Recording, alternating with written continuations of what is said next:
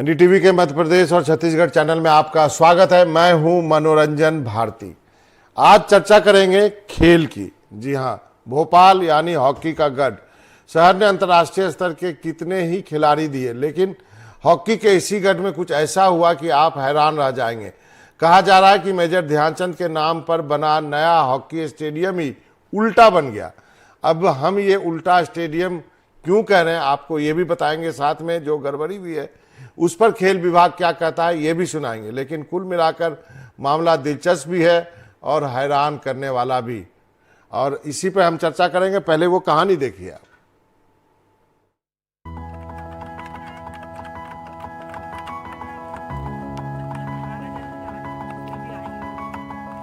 Hockey की nursery Bhopal, जिसने देश को 10 से ज्यादा ओलंपियन और दर्जनों राष्ट्रीय खिलाड़ी दिए। भोपाल में यह अनोखा ताजमहल बन रहा है। चौंकिए मत, है तो स्टेडियम ही, लेकिन इतना अनूठा कि इसे ताज ही मानिए। इसके सिरे देखिए, पूरब और पश्चिम। इसके पीछे तस्वीरों में नीले रंग का पुराना स्टेडियम देखिए, जो उत्तर दक्षिण है। आप कहेंगे इसमें दिक्कत क्या है?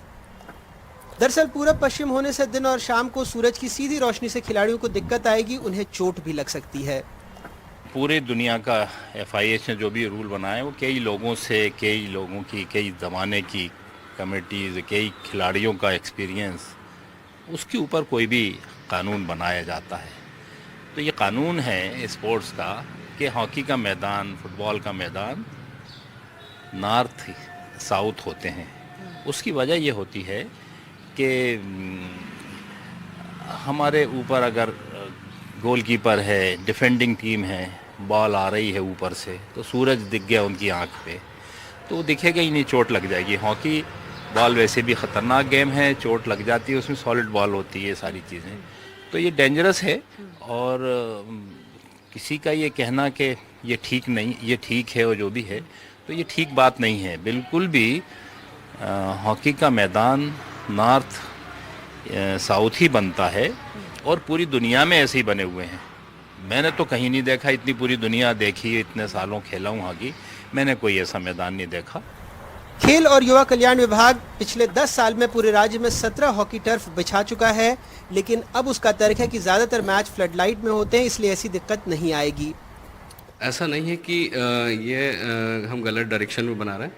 डायरेक्शन का हमने पूरा सोचा समझा, जितना स्पेस अवेलेबल था उसके बाद ये डिसीजन लिया कि इसको ईस्ट वेस्ट बनाना ही पड़ेगा, है ना। उसके बाद हमने प्रोविज़न किया है एंड हमारे टेक्निकल जो हैं एक्सपर्ट, उनसे भी राय ली, हमारे कंसल्टेंट से भी राय ली, और सबका ये निर्णय हुआ कि आपको बना के इसमें आप फ्लड लाइटिंग करेंगे। मोस्टली मैच, गर्मी काफ़ी होने लगी इंडिया में भी, तो mostly match morning and evening में होते हैं।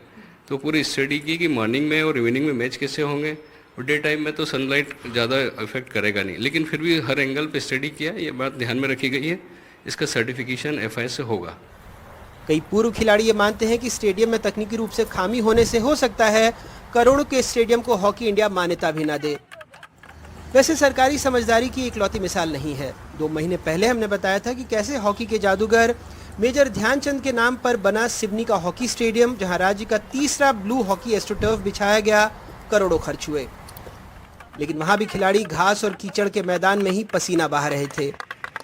क्योंकि मैदान बनने के बाद भोपाल से NOC नहीं मिला, इसलिए नए स्टेडियम का ताला नहीं खुला। दुनिया भर में खेल के ज्यादातर स्टेडियम उत्तर से दक्षिण ही बनाए जाते हैं। ऐसे में रात में फ्लड लाइट में मैच का तर्क सही भी हो तो भी अभ्यास तो दिन में ही होगा।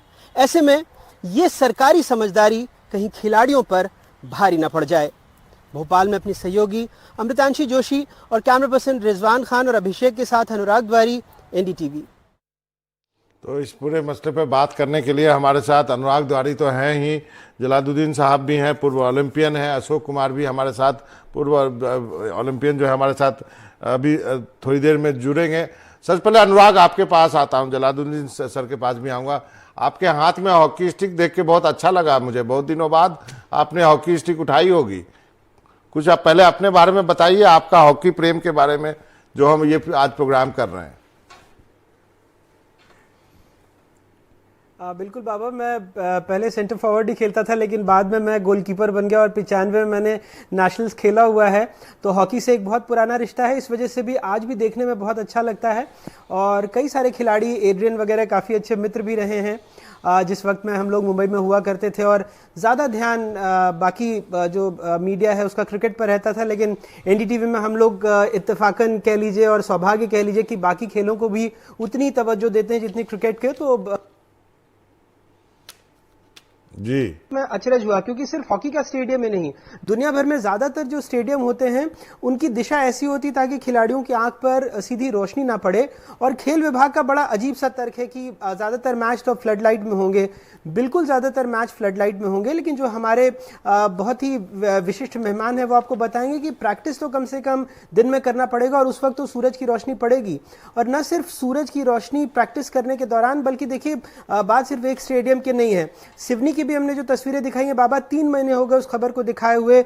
वहां जो खिलाड़ी हैं वो धूल भरे मैदान में कीचड़ में प्रैक्टिस कर रहे हैं। नया ब्लू एस्ट्रोटर्फ तैयार है, लेकिन वहां खिलाड़ी अभी तक, क्योंकि उसका फीता नहीं कटा, या ये यूं कह लीजिए कि भोपाल से एनओसी वाली चाबी नहीं पहुंची है, खबर दिखाने के बाद भी पता नहीं, उस वक्त तो ये दिया गया कि भाई आचार संहिता लगी हुई है, लोकसभा चुनाव में, लेकिन क्या खिलाड़ी जो रोज पसीना बहा रहे हैं, अगर उनको चोट लग जाए, मोच आ जाए, तो ये क्या किसी चुनाव के लिए इंतजार किया जाएगा? बतौर खिलाड़ी या बतौर पत्रकार ये बहुत ही अपने आप में दुखद तस्वीरें हैं और ऐसा नहीं होना चाहिए। जलालुद्दीन रिजवी साहब भी हमारे पास हैं।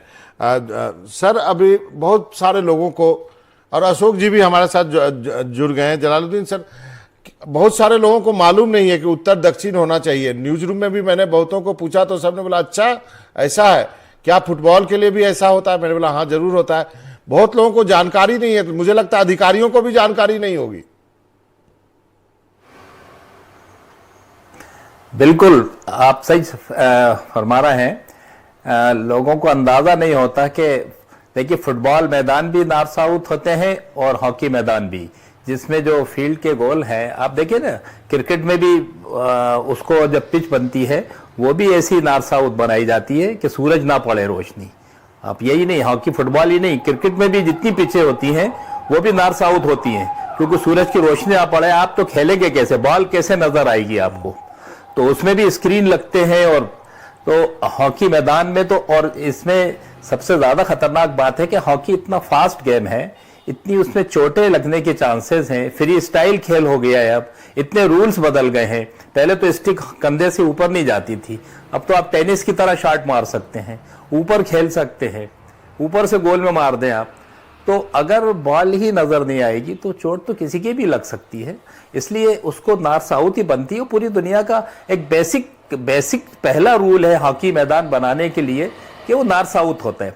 बाकी दूसरी रिक्वायरमेंट जितनी भी रिक्वायरमेंट होती है वो सब बात की बातें हैं। और जाहिर है कि मैंने तो इतना तजर्बा, इतने सालों की 50 साल हॉकी खेली होगी, उसमें मैंने तो कहीं नहीं देखी दुनिया में कि कहीं इसमें ईस्ट वेस्ट बनी हो, पूरा पश्चिम की ग्राउंड बना हो, मेरे इतना नज़र में कभी नहीं आया। और हमेशा फ्लड लाइटें जहाँ लगी हैं, ऐशबाग पे भी फ्लड लाइट लगी है, उस पर कितनी देर वो फ्लड लाइट जलती है, कभी वो देखिए ना, कभी तो जलती ही नहीं है। और इतना खर्चा कौन उठाएगा? सही कहते हैं।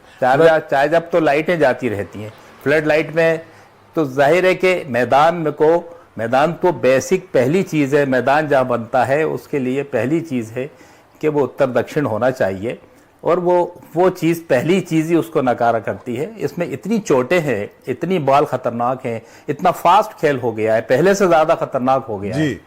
तो इसको समझना चाहिए। इसको ऐसा नहीं कि हल्के में किसी बात को ले ली कि ऐसा बना दीजिए, ऐसा कर दीजिए। हर बात के लिए सीरियसनेस सोच समझ की बात होती है। खेल के लिए जो संजीदापन है वो नहीं है। और आपने फ्लड लाइट्स की बात की थी, कुछ दिन पहले अनुराग ने ही स्टोरी की थी, एक कोई मैच होने वाला था छत्तीसगढ़ में, जहां पे जनरेटर से फ्लड लाइट जलाई गई थी क्योंकि बिजली के बिल नहीं दिए गए थे, शायद ये कहानी थी, लाइट्स काट दी गई थी स्टेडियम की। खैर उसमें भी वो अलग मुद्दा है। अशोक कुमार जी हमारे साथ जुड़ गए हैं, पूर्व ओलंपियन है। अशोक सर लखनऊ में है, फोन लाइन पे हमारे साथ। सर, आप लोगों के रहते हुए ये ऐसा इस तरह का पूरब पश्चिम का स्टेडियम कैसे बन गया? ये हम लोगों के रहते नहीं है, ये अधिकारियों के रहते होता है, क्योंकि खिलाड़ियों की उनकी विचार, उनका जो एक्सपीरियंस होता है उसमें कहीं भी नहीं आ पाता है। अधिकारी लोग अपने मन मुताबिक जो कुछ करना चाहते हैं ग्राउंड के साथ वो कर लेते हैं। और एक महंगी ग्राउंड, आज हॉकी टर्फ बहुत ही महंगी ग्राउंड है खेलों के लिए, और खासतौर से हॉकी के लिए जिन्हें पूरे हॉकी को ही बदल दिया। तो ये चीजें अधिकारियों के विचार, क्योंकि उनको सिर्फ कॉन्ट्रैक्ट और जो पैसे की आना जाना होता है वो होता है, वो करें, लेकिन खिलाड़ियों का ये एक जो हक है उनका खेलने का और सही तरीका, जो हम सब जानते हैं कि उत्तर दक्षिण का फेस रखा जाता है ग्राउंड के लिए, पूरा पश्चिम नहीं होता। सूरज की रोशनी आंख पे पड़ती है एक टीम के लिए, एक टीम के लिए नहीं पड़ती है। तो ये चीजें ध्यान में रखने की हैं। और जैसा मैंने कहा, ये सब चीजें अधिकारियों के ऑफिस से निकलती हैं, कॉन्ट्रैक्टर तक जाती हैं, सप्लायर तक जाती हैं, बनाने वाले पे जाती हैं, वो अपने मन मुताबिक बनाते हैं। और ऐसे हादसे हमारे इस देश में होते चले आ रहे हैं। अशोक सर, एक सवाल, जो ये सवाल पूछा गया, अनुराग ने पूछा अधिकारियों से, तो उन्होंने कहा कि आजकल हॉकी दिन में कहाँ होती है, हॉकी तो रात में होती है, हमने फ्लड लाइट लगाएंगे हम। वो लगा लें फ्लड लाइट, सुबह शाम की प्रैक्टिस नहीं होती है, सुबह शाम की प्रैक्टिस को भी फ्लड लाइट में लगाएंगे क्या? ये तो मैचेस जब होते हैं कभी, वो भी रात का एक मैच या ऐसा 2 मैच वो होते हैं। बाकी ट्रेनिंग के लिए, खेलने के लिए, प्रैक्टिस के लिए वो सब चीजें तो धरातल पे ही होती हैं। और फ्लड लाइट का जैसा खर्चा बहुत ज्यादा आता है, वो तो टूर्नामेंट्स के लिए ही खाली रखी जाते हैं, टूर्नामेंट्स फ्लड लाइट पे हो जाए अगर अवेलेबल है तो ये सब चीजें बड़ी गौर करने वाली हैं और गौर करना चाहिए। क्योंकि जैसा मैंने कहा, ये एक बहुत महंगा खेल है जो आम हिंदुस्तानी के लिए है, आम बच्चे के लिए। स्कूलों में तो है ही नहीं ग्राउंड, बहुत कम मैंने देखी हैं, कॉलेज में कुछ ग्राउंडें लगी हैं। और हम सब जानते हैं कि किसी भी बच्चे का उदय जो है वो ग्राउंड से, अवेलेबिलिटी से होता है। तो ये सब चीजें हॉकी के लिए चल रही हैं। और ये बात भी कहूंगा कि अगर सरकार या राज्य सरकारें इस हॉकी खेल को नहीं संभालती तो हॉकी हमारी आज जो खेली जा रही है वो कहीं ना कहीं लुप्त हो जाती। बीच में एक वैक्यूम बना था, हमने 15-20 साल, बहुत 40 साल तक हमने ओलंपिक का मेडल नहीं देखा। तो अब जाके मेडल मिलने शुरू हैं। तो हमें सही ढंग से, सही तरीके से इस चीज को आगे बढ़ाने की कोशिश करना चाहिए। और कोशिशें यही अधिकारीकरण करते हैं, इन्हीं के प्रपोजल होते हैं। और इस प्रपोजल को, इन चीजों को बहुत ही ध्यान पूर्वक सही तरीके से अगर हम करें तो आने वाले वर्षों में ये ग्राउंड रहती है, बच्चे खेलते हैं, टीमें खेलती हैं, अच्छा लगता है, अच्छा वातावरण बनता है। तो ये सब चीजें ध्यान देने योग्य है। अब आप दोनों ओलंपियन हैं, आपसे पहले आपसे पूछता हूँ, फिर जलालुद्दीन सर के पास जाऊंगा। हॉकी की बात करें तो भोपाल जो है या मध्य प्रदेश जो है पिछड़ गया, उड़ीसा ने बहुत ज़्यादा लीड ले ली है। अब हॉकी की बात करते हैं, इंडियन हॉकी की, तो उड़ीसा का ही ख्याल आता है। भोपाल और बाकी जो कन्वेंशनल सेंटर जो पहले थे वो खत्म होते जा रहे हैं। आपको बड़ा दुख होता है, शायद खुशी भी होती होगी कि उड़ीसा सरकार ने काफ़ी सपोर्ट किया इंडियन हॉकी को, तो वहाँ चली गई हॉकी इंडिया की उठ के। नहीं, है तो देश आखिर हमारा, चाहे उड़ीसा हो, चाहे भोपाल हो, चाहे दिल्ली हो, कोई सा भी क्षेत्र हो। और हमारे एक पार्ट ने, देश के पार्ट हिस्से ने हॉकी को ऊपर उठाने की कोशिश की है, उसका हम शुक्रगुजार हैं डेफिनेटली कि हॉकी का कहीं नाम तो आगे बढ़ा है। क्योंकि हम लोग के ये उस दौर से गुजरी है हॉकी जब कुछ भी नहीं था इस देश के अंदर, तो हमारे देश ने गोल्ड मेडल जीते हैं और एक रुतबा कायम किया था, भारत को कोई नहीं जानता था। तो उस तरह के लोग इस देश में पैदा हुए हैं जिन्होंने नंगे पैर खेले। लेकिन भोपाल तो पीछे छूट गया ना सर? नहीं, भोपाल की हॉकी खराब कहाँ है? हॉकी, भोपाल की हॉकी वो अलग बात है। मुझे दुख हुआ कि इंडियन हॉकी फेडरेशन या हॉकी इंडिया ने हमारे इन स्टेटों के, इन राज्यों के जो टीमें, एक राज्य से 3 टीमें जाती थी अपने अपने क्षेत्र का प्रतिनिधित्व करते, जिसमें कि अगर आप 18 एक टीम में लगाएंगे तो 52 लड़के होते हैं टोटल। अब वो 18 रह गए, तो मतलब बाकी 2 टीमों के लड़के निकल गए, उनको चांस नहीं मिल रहा नेशनल्स खेलने का। तो ये कमी आ गई है। जहाँ जहाँ हॉकी बढ़ती है हमको तो और बढ़ाने की कोशिश करना चाहिए। और ये कोशिशें जब आगे बढ़ती हैं तभी तो हमारे खिलाड़ी निकलते हैं इन जगहों से। और हॉकी तो एक ऐसा खेल है जो कहते हैं ना, गुदड़ी के लाल, ये उन छोटी छोटी जगहों से निकलते हैं, जो ठेले लगाने वाले, सब्जी वाले, और जिनके पास साधन नहीं है, कुछ नहीं है, वो बच्चे फिर खेलते हैं। आप कीनिया की देखें, वहाँ के धावक क्यों निकलते हैं? क्योंकि दिल में कुछ पाने की उम्मीद होती है कि हम खेलेंगे, हम दौड़ेंगे, हम नंबर 1 आएंगे। तो ये सब चीजें हैं जो हम हमारे इस देश से जुड़ी हुई हैं, हमारे खिलाड़ी के साथ जुड़ी हैं। जलालुद्दीन साहब, अब आप बताएं कि आप उड़ीसा है, अभी देखा रांची में हुआ जो महिला हॉकी की सारी टीमें आई थी, मैंने सारे मैचेस देखे थे, इंडिया, चाइना, जापान, सारे लोग थे। यूएसए से हम हार गए, वो उसका बड़ा दुख हुआ था, हमें किसी को मालूम नहीं था यूएसए भी इंडिया को हरा देगी महिला हॉकी में। तो लेकिन सवाल तो ये है ना, आपका शहर तो पीछे रह गया ना, मतलब रांची आगे निकल गया और सबसे आगे तो उड़ीसा निकल गया आगे, जहाँ पे एक नर्सरी सी बना दी, और वो सरकार ने बनाई है। आप यहाँ पे नहीं कह सकते कि प्राइवेट प्लेयर्स आए, सरकार ने निर्णय लिया। बिल्कुल भारती साहब, आप सही फरमा रहे हैं कि हमारा प्रदेश बहुत पिछड़ गया है, और उसकी वजह यही है कि देखिए उड़ीसा ने तो हर डिस्ट्रिक्ट में एक एक टर्फ लगा दी है, और हॉकी खूब हो रहा है, वहाँ बहुत हो रहा है। मैं तो गया हूँ वर्ल्ड कप के दौरान, जब हॉकी मेंस वर्ल्ड कप हुआ था तो हम लोग गए थे, अशोक भाई भी थे, हम लोग गए थे। तो मैदान, हर जगह मैदान अवेलेबल हैं, खेलने वाले अवेलेबल हैं। हमारे यहाँ जो एक बात अशोक भाई ने की कि एक तो हॉकी फेडरेशन ने, हमारी एसोसिएशन ने 2 हॉकी ख़त्म कर दी, भोपाल को और ग्वालियर की। हमारी 3 टीमें बनती थी, अब 1 टीम बन के जा रही है। एक तो उससे लड़के बच्चे निराश हो गए, दूसरा जितनी हमारे मोहल्ले में जगह जगह मैदान होना चाहिए थे एक शहर में, वो मैदान हमारे यहाँ बहुत कम हो गए। 1-2 मैदान पे आप कैसे शहर के लोग जा पाएंगे, इतना बड़ा शहर है हमारा, और वो कैसे एकोमोडेट हो पाएंगे? तो ये एक बड़ी समस्या है। और जितना ध्यान हमारा गवर्नमेंट को भोपाल की हॉकी पे देना था, एक बड़ा टूर्नामेंट होता था, यहाँ पूरी वर्ल्ड की सारी टीमें यहाँ आके खेल के गई हैं, वो एक यहाँ वो कभी वो बात ही यहाँ नहीं हो पाई कि उसको आगे बढ़ाएं। ये बात और भी मैं कहना चाहता हूँ कि पॉलिसी मैटर्स में जो हमारी मध्य प्रदेश की जो खेल पॉलिसी है वो 2006 की है, अभी 2024 चल रहा है। आप सोचिए कि हम लोग इतने पीछे चल रहे हैं, 2006 की पॉलिसी पे उसको अपडेट नहीं करा है, और ऐसे लोगों को बीच में आ जाते हैं जो वहाँ के एम्प्लॉय हैं या जो कुछ भी हैं, खिलाड़ी अधिकारी हों, मंत्री हों, उनके सामने हक बात, सही बात नहीं रख पाते, क्योंकि अगर वो सही बात जो ऐसा उन्होंने बोला ऐसे हाँ में हाँ मिला दिया गया। अरे क्योंकि ये तो कोई बात नहीं है। जैसे इसी मैदान की बात है जिस पे हम लोग बात कर रहे हैं, ये भी किसी ने कह दिया ऐसा बना लें, उनका भाई ठीक है बना लीजिए।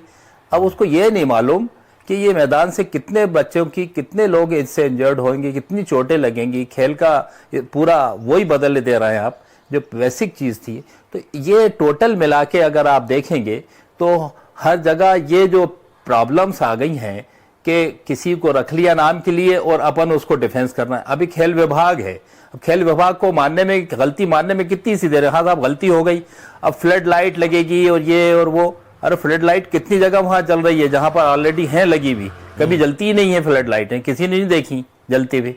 और अगर कोई एक मैच कराना तो उसके लिए जनरेटर लगाइए और क्या करिए। तो ये सब जो चीज़ है, कोई चीज़ को आसान करने के बजाय उसको मुश्किल कर रहे हैं आप, वो मुश्किलात वही हमारे यहाँ भी मध्य प्रदेश की हॉकी एकदम बहुत पीछे हो गई है। उसकी हम लोग दिल रोता है हमारा, हमारे यहाँ खिलाड़ी खेलते नहीं है। अब वहाँ अगर कोई 1 जगह 2 जगह मैदान है, अब वहाँ खेलने कोई जाता है तो वहाँ खेलने की जगह ही नहीं है, वहाँ चंद कुछ लोग खेल रहे हैं, उसको खेलने का टाइम नहीं मिला। अब एक मैदान पे कितने लोग खेल सकते हैं भाई? 22 लोग खेल पाएंगे, और 200 लोगों को अगर खेलना है, 500 लोगों को आके खेलना है तो कहाँ जाएंगे वो?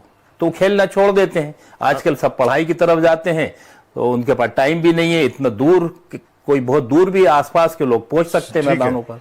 अनुराग, आपके पास आना चाहूंगा, आपने ये कहानी करी, अब क्या आप जो वहां पे गए, जलालुद्दीन सर आता हूं आपके पास, जो आप वहां पे गए, आपने बच्चों से भी मिले होंगे, आप अधिकारियों से भी मिले, जो हॉकी की बात हम कर रहे हैं मध्य प्रदेश की या भोपाल की, और बाकी जगह मध्य प्रदेश में क्या हालत है? ग्वालियर से भी खिलाड़ी आते थे, भोपाल से भी आते थे, वहाँ क्या बाकी जगह क्या है? अब या हॉकी खत्म हो गई, क्या 2-4 स्टेट में रहेगी, पंजाब और झारखंड और जो है वो उड़ीसा? बाबा ऐसा नहीं है, जैसे हमने एक सिवनी की तस्वीर आपको दिखाई थी, आप समझिए कि वहाँ भी हॉकी के इतने खिलाड़ी हैं कि सरकार ने ब्लू एस्ट्रोटर्फ वहाँ लगाया है और कोशिश यही रहती है कि, लेकिन आप देखिए एक तरफ सरकार कोशिश कर रही है और दूसरी तरफ वहीं सरकार के अधिकारी हैं जो तमाम ऐसी चीज़ें गढ़ देते हैं। अब एक अगर एनओसी नहीं मिला, वहीं के खिलाड़ी तय कर लें कि भाई अब ये एस्ट्रोटर्फ है तो वहाँ प्रैक्टिस कर सकते हैं। वो उस खेल में, उस मैदान में खेल रहे हैं जहां कीचड़ है, जहां पर जो गोल पोस्ट है टूटा हुआ है। अभी मैं जलालुद्दीन सर को सुन रहा था, उन्होंने बिल्कुल सही कहा। जब मैं गोलकीपिंग करने लगा था तो इस वजह से, क्योंकि मेरे कोच से बड़ा प्रभावित हुआ, उन्होंने कहा कि हॉकी का गोलकीपर वही शख्स हो सकता है जो बड़ा गुंडा हो, जिसके सामने 10 खिलाड़ी आ जाएं हॉकी स्टिक लेके, फिर भी वो उनके बीच में जाने की हिम्मत रखे। लेकिन अब देखिए क्या होगा कि अगर दिशा गलत है और सामने से सूरज आ रहा है, मुझे बॉल नहीं दिखेगी, किसी भी गोलकीपर या किसी भी खिलाड़ी के लिए एक बड़ा संकट है और वो चोटिल हो सकता है। हॉकी के गोलकीपर के पास तो बहुत सारी किट होती है, लेकिन बाकी के जो लोग हैं, जो डिफेंडर हैं, वो कैसे रोकेंगे? बॉल बहुत खतरनाक तरीके का गेम है और बहुत फास्ट हो गया। अब ये घास के मैदान पे नहीं, टर्फ पे खेला जाता है, बहुत फास्ट तरीके से खेला जाता है। तो जब आज हम वहां पर गए तो पूरा जो महकमा था उसका ध्यान इस ओर था कि वो पुलिस को बुला लें और हमें रोक दें कि हम उसको शूट ना कर पाए। बजाबते इस ओर जो यहाँ पर संचालक भी हैं, IPS हैं रवि गुप्ता, उन्होंने भी काफी देर तक बिठाए रखा, लेकिन उन्होंने कैमरे पर प्रतिक्रिया नहीं दी। बाद में बहुत सारा ज्ञान दिया और बाद में जो संयुक्त संचालक है उनको कह दिया कि वो इस बारे में कैमरे पर प्रतिक्रिया देंगे। तो सबसे बड़ी बात तो यही होती है कि अपनी गलती माने, तब गलती मानेंगे तो गलती सुधारेंगे। लेकिन जब लोग बहुत ज्यादा डिफेंसिव, क्या अनुराग, मैं ये जानना चाहता हूं कि बड़ा बना रहे हैं, अरे बड़ा कैसे नहीं होगा? अनुराग, मैं ये जानना चाहता हूं, क्या अभी भी यहाँ पे इस स्टेडियम में गलती सुधारी जा सकती है क्या? देखिए वहां पर थोड़ा जलालुद्दीन सर ठीक से बता पाएंगे, लेकिन एक तरफ सड़क है और दूसरी तरफ उसको फैलाने का बहुत ज्यादा जरिया नहीं है, तो कुछ उसमें बहुत बदलाव करने पड़ेंगे सिविल तरीके से भी, तो शायद वो ठीक हो पाए। नहीं तो मुझे चूंकि जगह की वहां कमी है तो थोड़ा मुश्किल दिख रहा है। जी जलालुद्दीन सर, फाइनल कमेंट। नहीं, देखिए पहले भी उस पहाड़ को, जहां मेन एक स्टेडियम बना हुआ है, उसमें भी वहां पहाड़ बना हुआ है, उसको काट के मैदान को उत्तर दक्षिण किया था। पहले वो वाला मैदान भी गलत बना था जब वो ग्रास का था, लेकिन जब वो टर्फ लगी उसमें तो उसको फिर ऐसा नॉर्थ साउथ किया गया। तो अभी भी उसमें यह है कि भाई उसको पहाड़ को उधर काट के उधर जगह निकालें, वो बन जाएगा। अभी 60 मीटर की जगह होती है, 100 मीटर ही तो करना होता है, 40 मीटर और उसको आगे काटना पड़ेगा पहाड़ को और ये मैदान ऐसा बन जाएगा। करना चाहे तो कोई भी चीज मुश्किल नहीं होती है, एक मैदान बनाने में क्या मुश्किल है सरकार के लिए। अशोक जी के पास चलते हैं। अशोक सर, क्या कहेंगे आप अंत में? बिल्कुल सही कहा कि इससे भोपाल की हॉकी के ऊपर असर पड़ेगा और पड़ रहा है।